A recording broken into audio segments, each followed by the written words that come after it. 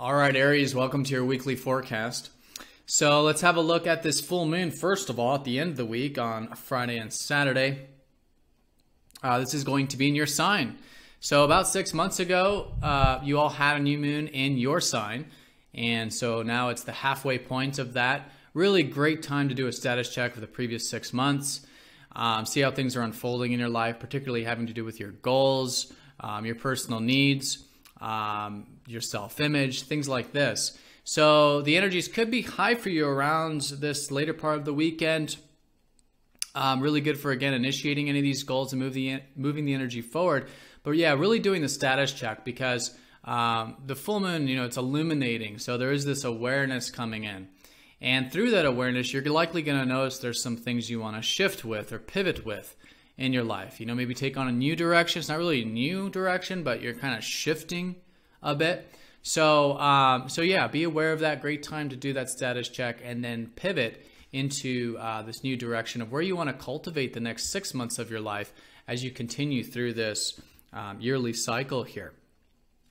So at the beginning of the week, we do have the those Mercury aspects, right? Nothing major with that, but as a reminder, it's a great time to be expressing yourself and learning about your self-expression, learning about what you're passionate about and what's close to your heart, and cultivating those things. And maybe Monday, Tuesday, sort of challenging yourself to do that. Now, all week, Saturn is going to be squaring up to Chiron, like I was saying, and this is the healing energy. And so this could be very much about healing for you, actually, your sign. Because Saturn has been transiting your 8th house of healing. So for the past couple years, for those of you who have been doing the work in this department, and maybe even noticing a lot of your structures and systems, things you've built before, they're going through this deeper analysis, and you're really asking yourself, what really matters most. You're finishing up this energy here over the next month or two as Saturn finishes your 8th house, and then he's going to go into the 9th house, which is really transforming a lot of your structures and things you've built before in your life are really going through a transformation this year, and the final transformation coming up as we go through November.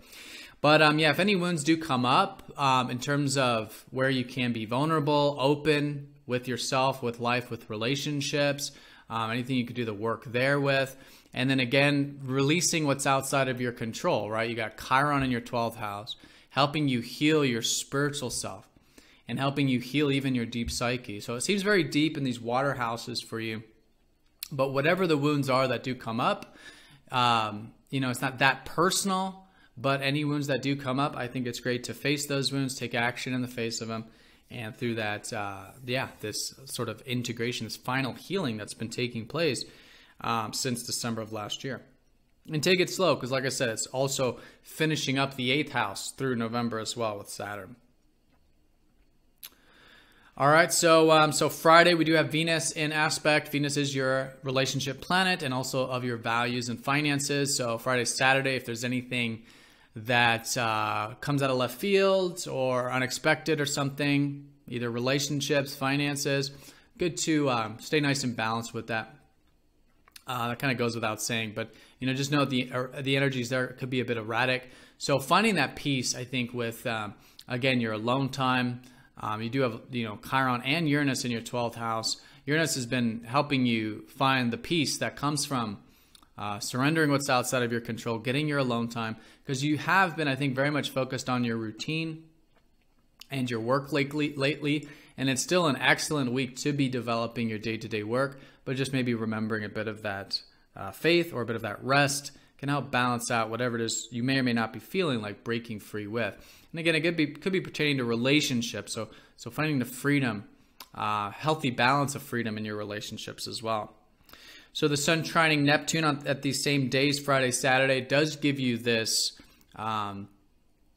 this easygoingness about your self-expression. Again, creative imagination could be very good with this. Just very receptive. I think you're receptive about the future around this time, which is very good. And yeah, anything that is about self-expression, I think you're just easygoing with. All right, and then the week does end with the full moon, and that will be in your sign, like I was mentioning. And I do also want to mention that the Sun will be shifting into your 7th house of relationships this week and going into next week. So I think your mind has already been on relationships since late last week, and or actually since mid last week.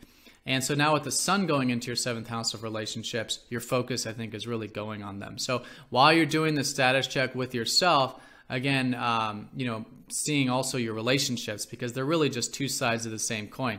Can't have our personal needs and our goals and all this without relationships in our life. And of course, we can't have relationships if we're not clear on who we are and what we want. So really finding that balance and just starting to notice what might be shifting with your focus with relationships, and putting energy into your relationships and learning about them with Mercury. And then in a couple weeks, you will have a new beginning in that area. All right, so Aries, have a great week. I hope this video was helpful for you, and I will see you all very soon for the next forecast. Take care.